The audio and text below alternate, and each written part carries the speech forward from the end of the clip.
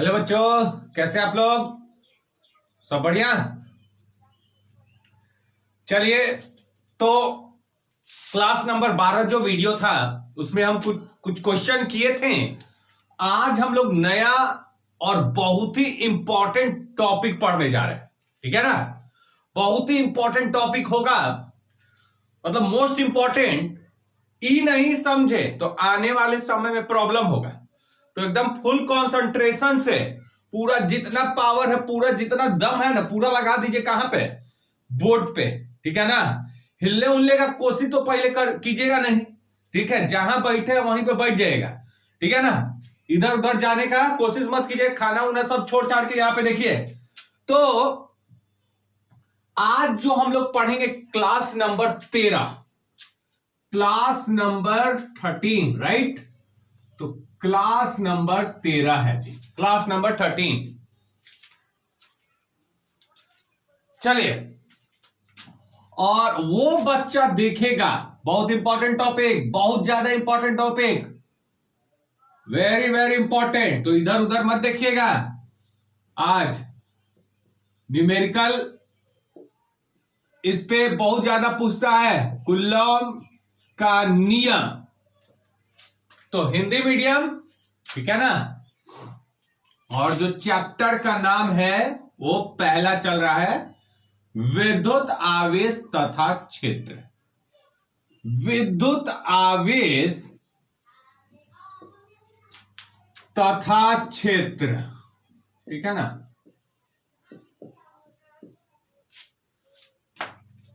Electric charge and field.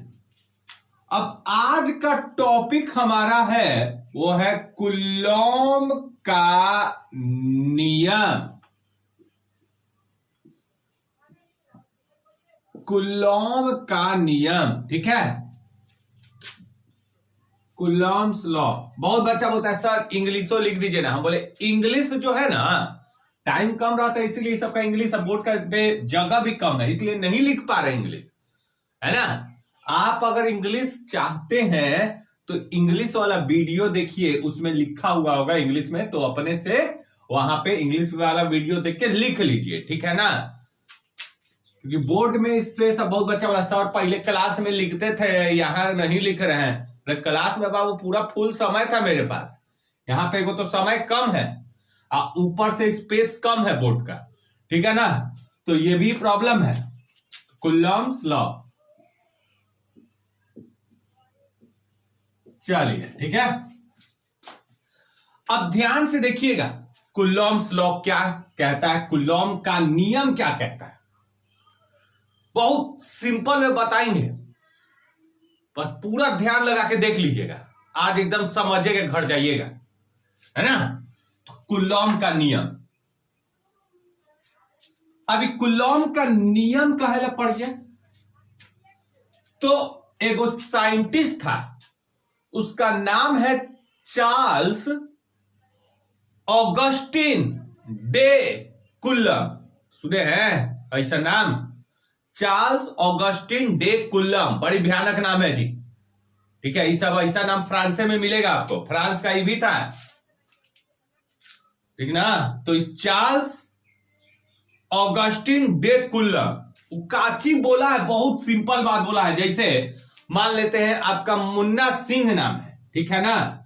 Munna Singh नाम है, मुन्ना सिंह, गलती से आप साइंटिस्ट बन गए, गलती से आप साइंटिस्ट बन गए, कोई नियम निकाल दिए फिजिक्स में, फिजिक्स में कोई नियम निकाल दिए, फिजिक्स में कोई नियम निकाल दिए, तो जब आप नियम निकालिएगा तो बोलिए ना हम तो अपने नाम पे रखेंगे, हम ना निकाले हैं जी, तो हम अपने नाम पे रखेंगे ना। तो देखिए इसका टाइटल क्या है, सिंह, तो लिख लेता है सिंग्स लॉ। ऐसे सिंग्स लॉ, सिंह का नियम, सिंह का नियम। वो अपना फॉर्मूला निकाला, अपना नियम निकाला, तो ये अपना नाम पे नहीं रखेगा तो किसके नाम पे रखेगा? रख लिया सिंह लॉ।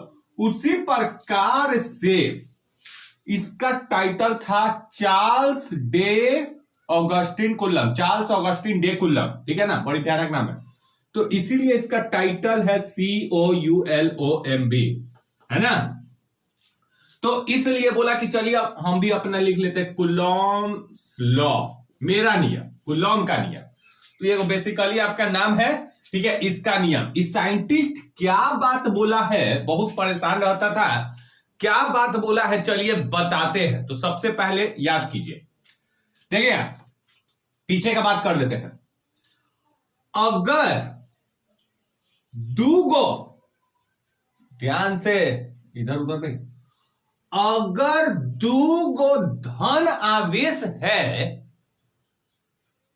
तो इनके बीच लगेगा धक्का वाला, मतलब दोनों एक दूसरे को धक्का मारेगा। ई जो है इसको धक्का मार दिया इधर, ई वाला जो आवेश है ना इसको मार दिया धक्का इधर। तो जब बता भी चुके हैं पहले, आवेश के गुण में बताए थे, दूगो सजातीय आवेश एक दूसरे को प्रतिकर्षित करता है ना, तो सजातीय आवेश है। तो दोनों एक दूसरे पे बल लगाए, ऐसे ऐसे हमारा धक्का दोनों फेंका गया, तो दोनों एक दूसरे पे ऐसे बल लगा दिया। अब मान लेते हैं अगर एक माइनस क्यू है और एक माइनस क्यू है, ठीक है, तो ये दोनों ऋण आवेश है, तो ये भी इस पे धक्का लगा के इधर मारा, फेंका गया पूरा ई भी इधर धक्का मारा तो फेंका गया, तो दोनों फेंका गया है ना। तो ये दोनों को कहा जाता है, इस दोनों पे लग रहा प्रतिकर्षण बल, दोनों एक दूसरे प्रतिकर्षण बल लग रहा है, माने फेंकाने वाला, दूर भगाने वाला प्रतिकर्षण बल। तो ये आपका प्रतिकर्षण बल है।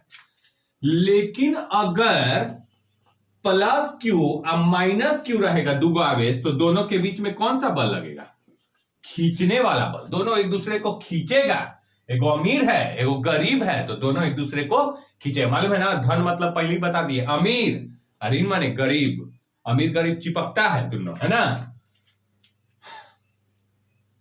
तो दोनों एक दूसरे को खींचेगा। तो बहुत बच्चा समझ गया, बोलिए कौन सा बल इन दोनों के बीच में है, सर दूर फेंकने वाला बल, प्रतिकर्षण। हम बोले इन दोनों के बीच में कौन सा बल, सर दूर फेंकने वाला, कौन, प्रतिकर्षण। इन दोनों के बीच में कौन सा बल, आकर्षण, सर खींचने वाला। हम बोले बहुत बढ़िया, ठीक है, क्लियर हुआ। दूगो आवेश में के बीच में जो बल लगता है या तो प्रतिकर्षण बल होगा या तो आकर्षण बल होगा। दूगो आवेश के बीच में बल लगता है वो प्रतिकर्षण बल होगा या तो आकर्षण बल होगा। दूगो आवेश के बीच में या तो प्रतिकर्षण बल या तो आकर्षण बल। कब प्रतिकर्षण बल, तो ये देखिए प्रतिकर्षण बल, कब आकर्षण, तो ये देखिए आकर्षण। क्लियर हो। दूगो आवेश के बीच में क्या बल, दूगो बल, या तो प्रतिकर्षण या तो आकर्षण। चलिए तो देखिए ध्यान से, जब दूगो आवेश यहां पे रखिएगा ना, एगो दूगो, तो जब दूगो आवेश रखिएगा तो कूलॉम जो था वो बताया क्या कि दो आवेश के बीच में जो बल लगता है, इन दोनों के बीच में बल लगता है, उसको कहा जाता है विद्युत बल। विद्युत बल, दूगो आवेश के बीच में कौन सा बल, तो विद्युत बल कह सकते हैं इसको, या कूलम बल, क्योंकि कूलम निकाला है, कूलम निकाला है तो कूलम बल कह सकते हैं। तो दूगो आवेश के बीच में कौन सा बल, विद्युत बल। अब ये विद्युत बल जो होगा या तो प्रतिकर्षित हो सकता है या तो आकर्षित हो सकता है। कब प्रतिकर्षित हो सकता है जी, कब हो सकता है प्रतिकर्षित, जब दोनों एक समान है, आवेश है, मतलब प्लस प्लस है या तो फिर माइनस माइनस है। और कब आकर्षित हो सकता है, जब एगो प्लस होगा एगो माइनस होगा। तो दिमाग में बात गया। कूलम क्या बोला, दूगो आवेश के बीच में कौन सा बल काम कर रहा है, इसको विद्युत बल कहते हैं। दो आवेशों के बीच जो बल काम कर रहा है उसको क्या कहते हैं, विद्युत बल, ठीक है ना। दो आवेश के बीच में कौन सा बल काम करता है, विद्युत बल। तो पूरा कूलॉम जो था ना, पूरा एकदम खुश हो गया, हम खोज दिए एगो चीज, क्या, पूरा गांव मोहल्ला को बताना स्टार्ट कर दिया, क्या, कि दूगो आवेश रहेगा ना, सबको बताया कि जब दूगो आवेश रहेगा ना, रख दीजिएगा ना दूगो आवेश, तो दोनों आवेश के बीच में एगो बल काम करता है, ठीक है। दूगो आवेश के बीच में क्या काम करता है, एगो बल, जिसको विद्युत बल कहते हैं, ठीक है। तो पूरा पब्लिक सुनने लगा, अच्छा ये तो कूलम ऐसे बोल रहा है कि दूगो आवेश के बीच में विद्युत बल लग रहा है, तो उसमें से एक पब्लिक जानते हैं क्या पूछ दिया कि अच्छा कितना बल लग रहा है बाबू, कितना बल लग रहा है। अब वो शांति से ऐसे बैठा हुआ है पूरा टेंशन में कि कितना लग रहा है ये तो हम बतइबे नहीं किए, बस इतना जानते हैं कि दो आवेश, इतना जानते हैं कि दो आवेश के बीच में विद्युत बल लगता है। जब उसमें से एक पब्लिक पूछा कि अच्छा बाबू बताओ तो कितना बल लगता है, तो नहीं बताया, बोल रहा कि ये तो नहीं खोजो, मारा दो झापड़ कस के बोला जाओ पहले खोज के आओ, है ना। तो दो झापड़ मारा, फिर इसको बोला कि जाओ पहले खोज के आओ कि दो आवेश के बीच में बल कितना लगता है। ये विद्युत बल है, बल बोलेंगे तो समझ जाइए विद्युत बल, ठीक है ना।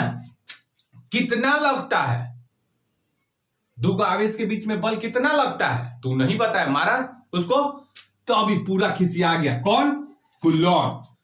अब गया खोजने, अब तो पूरा पब्लिक को दिखा देंगे कि कितना लगता है। इस बल को निकालने के लिए, इसका मान निकालने के लिए कि 2 न्यूटन लगेगा कि 3 न्यूटन लगेगा, चल गया पूरा। पहले तो 10 दिन तक खाना नहीं खाया, पूरा खिसिया रह गया। फिर उसके बाद गया खोजने, लास्ट में खोज ही के माना बल निकालने का फॉर्मूला ही खोज लिया है वो। तो बल निकालने का फॉर्मूला वो खोज लिया, तो यही है, इसमें मिलेगा कूलॉम के नियम में। कूलॉम का नियम जो है उसमें आपको कुछ नहीं मिलेगा, कुछ नहीं बताएंगे, दो आवेश के बीच में कितना बल लगता है इसी के बारे में बात किया गया है। दो आवेश के बीच में कितना बल लगता है इसी के बारे में बात किया है। जो बल लगता है उसको क्या कहते हैं, विद्युत बल, उसको क्या कहते हैं, विद्युत बल। अब ये विद्युत बल या तो धक्का वाला बल होगा या तो खींचने वाला बल होगा। धक्का वाला कब बल होगा, जब दोनों सजातीय होगा, और खींचने वाला कब होगा ये बल, जब दोनों विजातीय होगा। वो तो बात उस साइड में रखिए, प्रतिकर्षण आकर्षण बल उस साइड में रखिए, ठीक है ना। चलिए ये तो कंफर्म हो गया ना, ये तो याद हो गया। अच्छा सर हमको सब समझ में आ रहा है, यही ना बोल रहे हैं कि जब दो आवेश है तो दोनों के बीच में एक विद्युत बल लगता है, यही बात है ना। बोले हाँ, कूलॉम के नियम में ये बल कितना होता है इसका फॉर्मूला निकालने के लिए कूलॉम का नियम में यही ना बताया गया है। हम बोले हाँ बिल्कुल एकदम सही बोल रहे हैं जी। कुछ नहीं इसमें बताया है, इसमें दो आवेश के बीच में कितना बल लगेगा, वो बल कितना लगेगा, बल निकालने के लिए फॉर्मूला यहीं पे मिलने वाला कूलॉम के नियम में। क्लियर हुआ। कूलॉम का नियम मतलब दो आवेशों के बीच लगता हुआ जो बल है उस बल को निकालने के लिए सूत्र प्राप्त करेंगे, ठीक है। तो आइए करते हैं, इसको मिटाते हैं। तो ये बोला क्या कूलॉम का नियम, ठीक है ना। बोला क्या तो सुन लीजिएगा क्या बोला। मान लेते हैं दो छोटा छोटा आवेश है, बिंदु आवेश कह सकते हैं, छोटा छोटा आवेश है, बिंदु आवेश कह सकते हैं। एक आवेश है Q1, एक आवेश है Q1 और दूसरा आवेश है Q2, ठीक है। एक आवेश है Q1, एक आवेश है Q2। क्लियर हुआ। अब दोनों आवेशों के बीच में कौन सा बल लगेगा जी, अरे बोलिए ना जी, विद्युत बल। बहुत बढ़िया, विद्युत बल, ठीक है। अब कूलॉम जो बोला है, कूलॉम साइंटिस्ट वैज्ञानिक वो बोला है, ये बोल दिया ना, पूरा एकदम एक्सपेरिमेंट किया, पूरा 10-10 दिन 15-15 दिन 20-20 दिन खाना नहीं खाया, एकदम हालत खराब, सोया नहीं, ठीक है। आप फिर बाद में बताया कि इन दोनों के बीच में जो बल लगेगा, जो विद्युत बल होगा वो समानुपाती होगा। किसके, इन दोनों के गुणनफल के। पूरा यही पहला बात यही बोला कि ये इन दोनों के बीच में जो बल लगेगा विद्युत बल उस समानुपाती होगा आवेश के गुणनफल के। पहला बात बोला। बहुत बच्चा बोला सर फीलिंग दिलाइए ना, क्या बोल रहा है? मैंने देखे ध्यान से, वो बोला ये कि पहले तो समानुपाती समझते हैं। जैसे समानुपाती मतलब क्या होता है, जैसे राम है और समानुपाती श्याम है, ठीक है ना। तो अगर श्याम बढ़ रहा है, इंक्रीजिंग, श्याम बढ़ रहा है तो राम भी बढ़ेगा, और जब श्याम के घटने से राम भी घटेगा तब समानुपाती होगा। मतलब बढ़ने, श्याम के बढ़ने से राम बढ़ता है और श्याम के घटने से राम घटता है, तो उस समय हम स्टार्ट लिखेंगे समानुपाती। मतलब बढ़ने से बढ़ता है और घटने से घटता है, तो बोलिए क्या लिखेगा? समानुपाती, ठीक है ना। तो यहां पे भी कुछ ये हुआ कि ये दोनों आवेश का गुणनफल जो है वो पता किया कितना है। पहले क्या किया कि दो आवेश का पहले रखा 1 कूलम और दूसरा का रख दिया 2 कूलम, ठीक है। फिर 3 कूलम, फिर दूसरा का रख दिया 4 कूलम, फिर रखा 8 कूलम, फिर रख दिया 2 कूलम, ठीक है, दो आवेश। अब देखा क्या, जब ई दो आवेश रखा, ई दो आवेश रखा, ई दो आवेश रखा, रख दिया, ई दो आवेश रखा, ई दो आवेश रखा, ई दो आवेश रखा, ठीक है, पेयर रख दिया। अब इनके बीच में तो लगभग करेगा विद्युत बल, तो जब देखा तो मान लेते हैं इनके बीच लगा, मान लेते हैं इनके बीच लगा 2 न्यूटन का बल, ठीक है। और जब इन दोनों के बीच में देखा तो देखा क्या, इन दोनों के बीच में लगा 12 न्यूटन, मान लेते हैं 12 न्यूटन, या कह लेते हैं 6 न्यूटन लगा, ठीक है। इन दोनों के बीच में देखा तो 10 न्यूटन लग रहा था। तो पूरा हैरान हो गया, अरे ये क्या हो रहा है। जब अब यहां पे गुना किया तो 2 एकम 2, 4 3 12, 8 दूनी 16। तो ध्यान से देखिए, दोनों आवेश का गुणनफल ही करते गया। तो अगर आवेश का गुणनफल अगर कम है तो बल भी देखिए कम ही है, 2 ही न्यूटन है। लेकिन अगर आवेश का गुणनफल इससे ज्यादा हो गया तो बल ज्यादा हो गया, आवेश का गुणनफल और ज्यादा हो गया तो बल और ज्यादा हो गया। ये तो पूरा कहानी है क्लियर कि आवेश का गुणनफल अगर ज्यादा हो गया तो बल भी क्या हो गया, विद्युत बल इनके बीच में ज्यादा हो जाएगा। और आवेश का गुणनफल अगर कम हो गया तो इनके बीच जो विद्युत बल लगेगा वो भी कम हो गया। तो इसके बढ़ने से बल बढ़ रहा है, इसके घटने से बल घट रहा है। तो हम क्या नहीं लिख सकते हैं, जो बल है समानुपाती होगा Q1 और Q2 के, नहीं लिख सकते हैं, क्योंकि ये बढ़ रहा है इनका गुणनफल तो बल भी बढ़ रहा है। तो ये घट रहा है इनका गुणनफल तो ये भी घट रहा है। तो हम लिख सकते हैं समानुपाती, लिख सकते हैं ना, क्योंकि बढ़ने से बढ़ता है, घटने से घटता है। बहुत बढ़िया, एकदम बहुत बढ़िया चीज खोज दिया है ये, ठीक है। तो ये पहला चीज ये खोजा। तो क्या हुआ, ध्यान से सुनिए, अब बताते हैं। तो पहला बात बोला क्या कि जो Q1 और Q2 दो आवेश है, इनके बीच विद्युत बल जो उत्पन्न होगा वो बल समानुपाती हो जाएगा किसके, इन दोनों आवेश के गुणनफल के। समझ में आया, दोनों आवेश के गुणनफल के। अगर इनका गुणनफल ज्यादा होगा तो बल भी ज्यादा होगा, अगर इनका गुणनफल कम होगा तो बल भी कम होगा। एक पूछ ले क्वेश्चन, एकदम बड़ी सिंपल क्वेश्चन पूछ लेते। मान लेते 2 कूलम है, 4 कूलम, 2 आवेश है, 8 कूलम है, 5 कूलम है। बताइए ई दोनों आवेश के बीच में ज्यादा बल लगेगा कि ई दोनों आवेश के बीच में? अभी के लिए जो समझा है। तो बहुत बच्चा बोलेगा, क्या बोल रहे हैं आप, बोलिए ऊपर वाला कि नीचे वाला, किसमें ज्यादा बल लगेगा? अरे बोलिए ना जी, तब हम ही बताएं, बोलिए जल्दी। बहुत बढ़िया, सब लड़का किया पहले ई दोनों का गुणनफल किया। तो यहां पे गुणनफल 40 मिला, यहां पे 8 मिला, तो इनका गुणनफल ज्यादा यहां पे है। तो जब यहां पे आवेश का गुणनफल ज्यादा होगा तो बल भी होगा यहां पे ज्यादा। यहां पे आवेश का गुणनफल कम है, 8 है, तो बल भी यहां पे 8 ही है, कम है, तो बल भी क्या हो जाएगा, कम। तो इसमें बल ज्यादा लगेगा, इसमें कम लगेगा। तो पहला बात हम लिख लेंगे जो बोला है, कूलॉम का नियम पूरा समझा दिए ये वाला। तो चलिए कूलॉम का नियम में कैसे लिखेंगे, लिखते जाइए। पहला बात अभी समझा है, फॉर्मूला तो अभी देवे नहीं है, किए हैं, हो सकता है आज नहीं देंगे, कल देंगे।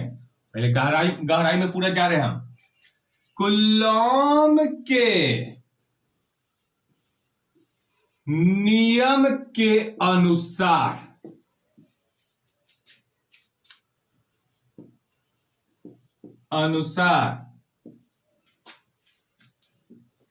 किन्हीं दो बिंदु आवेशों के बीच, बिंदु आवेशों के बीच कौन सा बल लगेगा जी, के बीच, दो बिंदु आवेशों के बीच लगता हुआ, कौन सा लगता हुआ, कौन सा दो आवेश के बीच में कौन सा बल लगेगा, बोलिए ना जी, विद्युत बल। सर लगता हुआ विद्युत बल, या बल भी लिख दिया कोई दिक्कत नहीं, अंडरस्टूड है, विद्युत है, ठीक है ना। बल भी लिख देंगे तो कोई टेंशन लेने वाला बात नहीं है। लगता हुआ विद्युत बल, चलिए पहल का बात, लगता हुआ जो दो आवेश के बीच में जो विद्युत बल लगेगा वो पहल का, दोनों आवेशों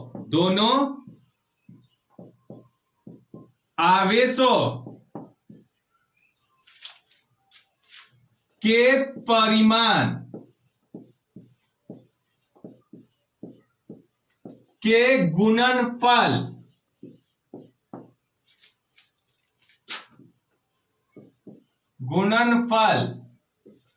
के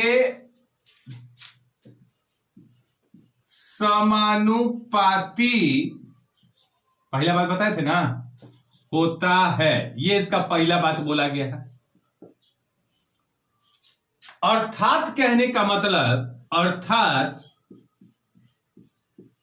जो मान लेते हैं, फोटो बना यहां पे साइड में कि ये Q1 आवेश है, ये Q2 आवेश है, Q1 आवेश है, Q2 आवेश है, और इनके बीच में जो लग रहा है बल F, तो F जो हो जाएगा, जो विद्युत बल हो जाएगा, उस समानुपाती हो जाएगा। ये जो विद्युत बल हो जाएगा वो दोनों आवेशों के परिमाण के गुणनफल के समानुपाती हो जाएगा। तो परिमाण के गुणनफल, मान लेते हैं इन दोनों का परिमाण, एक का Q1 है, Q2 है, तो Q1 इंटू Q2, समीकरण 1। तो जो विद्युत बल है वो दोनों आवेशों के परिमाण के गुणनफल के समानुपाती होता है। तो पहला पॉइंट ये बोला, तो ये क्लियर हुआ पूरा गहराई में कि दो आवेशों के जो विद्युत बल होगा, दो आवेश है, दो आवेश के बीच में कौन सा बल, सर विद्युत बल। ये जो विद्युत बल होगा वो दोनों आवेशों के परिमाण के गुणनफल के समानुपाती होता है, ठीक है। तो पहला बात उतार लिए जी, पहल का बात। अब आइए इसको मिटाते हैं, दूसर का बात भी बोला है। अभी एक तो पहला बात ही बोल दिया, अब दूसर का बात क्या बोला है। दूसर का बात बोला है,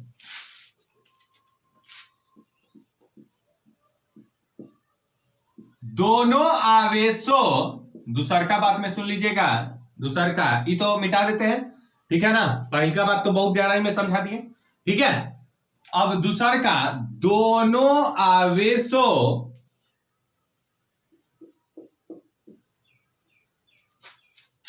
के बीच की दूरी के वर्ग, बीच की दूरी के वर्ग के व्युत्क्रमानुपाती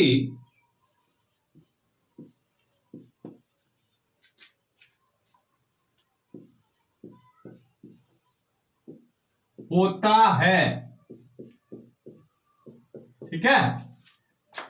तो देखिए ध्यान से, पहला बात में क्या बोला, पहला बात में बोला था जब कि दो आवेश है, इनके बीच में जो लगता है वो कौन सा बल उत्पन्न होता है, विद्युत बल।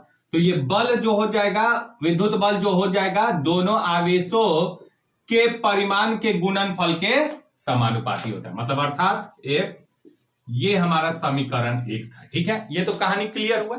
अब आइए, अब क्या बोला है दूसरा क्या बोला है, दूसरा वाला पॉइंट समझते हैं, इसका क्या बोला है। मान लेते हैं ये Q1 है, ये Q2 है, इनके बीच का दूरी है R, इनके बीच का दूरी क्या चाहिए जी, इनके बीच का दूरी है R दूरी पे रखा गया। ठीक है, अब बहुत बच्चा बोला सर हमको पहले व्युत्क्रमानुपाती समझाइए ना, नहीं समझ में आता है। हम बोले ठीक है समझाते हैं। देखिए, अगर राम है और यहां पे 1/, श्याम हो जाए, तो देखिए राम व्युत्क्रमानुपाती है श्याम के, मतलब बट्टा में आ जाए ना 1, अब बट्टा में श्याम लिखा जाए ना तो ये व्युत्क्रमानुपाती हो जाता है। वहीं श्याम ऊपर लिखा जाता तो समानुपाती हो जाता है, लेकिन नीचे में लिखा जाएगा तो व्युत्क्रमानुपाती। इसका मतलब ये होता है कि अगर श्याम बढ़ेगा तो राम घटेगा, लेकिन समानुपाती में उल्टा होता है ना। अगर श्याम बढ़ेगा तो राम घटेगा, और श्याम घटेगा तो राम बढ़ेगा।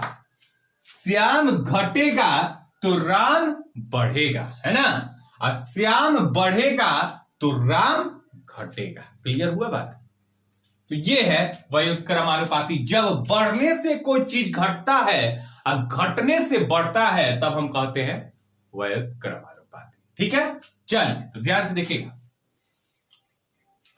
तो ये Q1 Q2 दो आवेश है, इनके बीच का दूरी है R। ठीक है ना। तो अब दो आवेश के बीच में क्या उत्पन्न होगा, विद्युत बल। तो बोला गया है दूसरा पॉइंट में कि ये जो विद्युत बल है, विद्युत बल जो है, ये विद्युत बल दोनों आवेशों के बीच में जो विद्युत बल है वो इनके बीच की दूरी जो कि R है, इनके बीच की दूरी के वर्ग, इनके बीच की दूरी के वर्ग, दूरी के वर्ग के व्युत्क्रमानुपाती होता है।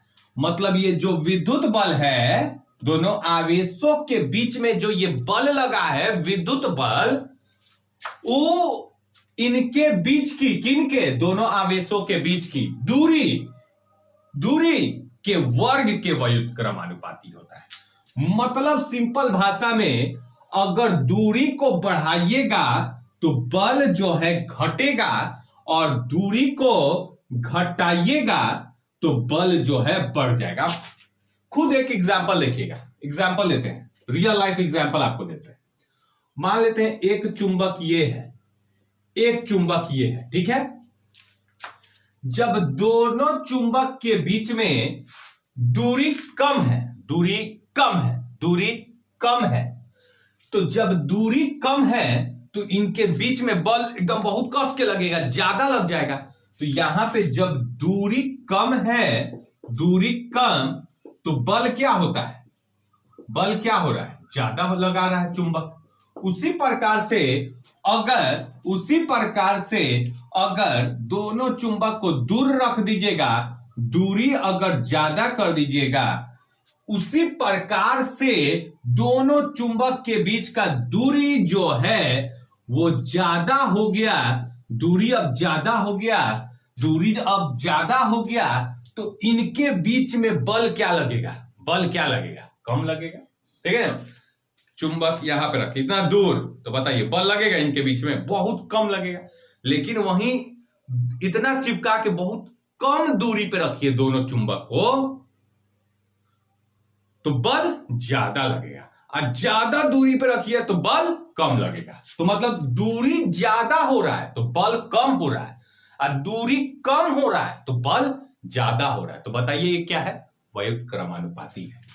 तो ये मान लेते हैं यहां पे इनके बीच में जो दो आवेशों के बीच में जो बल लगता है विद्युत बल, वो होता क्या है, व्युत्क्रमानुपाती होता है किसके? दूरी के वर्ग के। मतलब अगर दोनों आवेशों को बहुत दूर रख दीजिएगा, बहुत दूर, इनके बीच का दूरी बढ़ा दीजिएगा, दूरी बहुत ज्यादा, तो बल जो है, दूरी बढ़ा दिए तो बल जो है वो बहुत कम लगेगा दोनों आवेशों के बीच में। लेकिन अगर यही दोनों आवेशों को यहां पे रखिए, एकदम नजदीक, दूरी एकदम कम रखिएगा दोनों के बीच में, तो बल एकदम ज्यादा लग जाएगा, बल एकदम ज्यादा। मतलब दूरी अगर कम, बल ज्यादा, और दूरी अगर ज्यादा, बल कम। तो वही ना लिख दिया है कि विद्युत बल जो है वो दूरी के वर्ग के क्या है? व्युत्क्रमानुपाती होता है। ठीक है ना? तो ये हो गया समीकरण 2 को बात बोला ना पहला। चलिए बोल लेते हैं। कूलम के नियम के अनुसार क्या पता चलता है कि दो आवेशों के बीच जो क्या उत्पन्न होता है? दो आवेशों के बीच सर विद्युत बल, दो आवेशों के बीच जो विद्युत बल होता है वो दोनों आवेशों के परिमाण जो है, दोनों आवेशों के परिमाण के गुणनफल के समानुपाती होता है। पहला पॉइंट, मतलब अर्थात F जो है समानुपाती Q1 Q2। दूसरा का ये जो विद्युत बल है F, वो इनके बीच की दूरी, किनके बीच? आवेश के बीच की दूरी के वर्ग के व्युत्क्रमानुपाती होता है। दूसरे को बात तो बोला है। तो पहला देखिए, ये बोला अर्थात, अर्थात लिख देते हैं यहां पे। अर्थात क्या बोला? अर्थात F जो हो जाएगा, अगर ये Q1 है, ये Q2 है, इनके बीच का दूरी है R, तो यहां पे आएगो आवेश ही हिलना नहीं चाहिए, ये आवेश एकदम स्थिर होना चाहिए। पहले हम चैप्टर बता दिए हैं, आवेश पूरा विद्युत स्थिर में आवेश नहीं हिलेगा, तो इसको हिलने का बात करना ही नहीं है। ठीक है ना? तो ये हिलेगा नहीं। तो F जो है वो हो जाएगा 1/r²। समीकरण 2, समीकरण 2। तो इसको उतार लीजिए। पहला पॉइंट में वो उतार लिए, दूसरा पॉइंट में ये उतार लीजिए।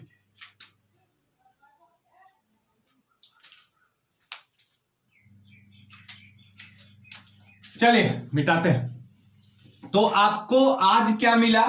आपको ये मिला, आज पता चला कि Q1 Q2 है। Q1 दो आवेश है, दो आवेशों के बीच कौन सा बल उत्पन्न होता है? सर विद्युत बल उत्पन्न होता है।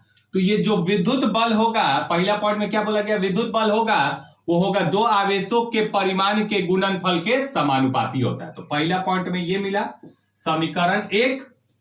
और दूसरा में अगर दोनों आवेशों के बीच की दूरी r है, तो दूसरा में कूलम क्या बोला कि जो इन दोनों के बीच में, दोनों आवेशों के बीच में जो दूरी है r, तो कूलम बोला F जो है व्युत्क्रमानुपाती है दूरी के वर्ग के। मतलब क्लियर हुआ दोनों पॉइंट? दोनों पॉइंट क्लियर हुआ। अब यही दोनों के मदद से हम क्या करेंगे? फॉर्मूला ज्ञात करेंगे। तो आज टाइम नहीं है, कल हम आपको बल निकालने का, ये बल कितना होगा निकालने का, यही दोनों को कुछ करके हम फॉर्मूला लेके आएंगे कल। आज दिमाग में बैठा लीजिए, Q1 है, Q2 है, तो लगेगा कौन सा बल? विद्युत बल। जो विद्युत बल होगा दोनों आवेशों के परिमाण के गुणनफल के समानुपाती होता है, पहला बात। और दूसरा बात कि दोनों आवेशों के बीच जो विद्युत बल है वो दूरी के वर्ग के व्युत्क्रमानुपाती होता है। तो समीकरण 1-2 मिला है, और उसके बाद करेंगे कल। आज के लिए इतना ही छोड़ते हैं। गहराई में इसको समझिए, गहराई में समझ गए होंगे, एकदम ध्यान से सोचिए, फीलिंग लाइए एकदम जबरदस्त वाला, एकदम समझते रहिए इसको, कल आपको फॉर्मूला मिल जाएगा। तो आज के लिए इतना ही छोड़ते हैं, ठीक है? चलिए, थैंक यू स्टूडेंट्स।